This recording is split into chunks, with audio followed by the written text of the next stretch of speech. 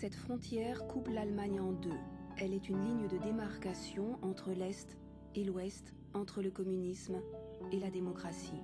Sa seule raison d'être, empêcher les citoyens de la RDA, à l'Est, de fuir à l'Ouest, en République fédérale d'Allemagne. 1990.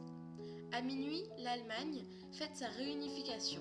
Un traité d'union, bientôt ratifié par l'ensemble de la communauté internationale, met fin à la division. À Berlin, des centaines de milliers de gens ont entonné l'hymne à la joie de Beethoven en agitant des drapeaux rouges, or et noirs. Après la chute du mur de Berlin, en novembre 1989, une nouvelle Allemagne est née.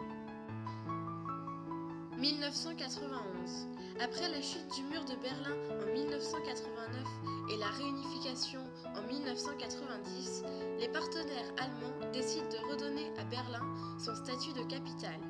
C'est Bonn qui, depuis la partition de l'Allemagne, faisait office de capitale fédérale. Le palais du Reichstag, incendié par les nazis en 1933, sera rénové. 3, 2, 1. Le 9 novembre 1989, une page de notre histoire se tournait à jamais. La chute du mur de Berlin, dont on fête aujourd'hui le 20e anniversaire, a marqué la réunification de Berlin, de l'Allemagne, mais également de l'Europe tout entière en faisant chuter l'URSS et le communisme quelques années plus tard. Aujourd'hui, cet événement fondateur de notre culture et de la diplomatie mondiale est l'un des plus marquants pour les Européens. Parce qu'il est proche de nous et parce qu'il a pu être vécu à la télévision et parce que l'effondrement du mur de la honte reste l'un des plus beaux symboles de liberté. Le soir des 20 ans, ils ont créé des dominos géants qu'ils ont renversés.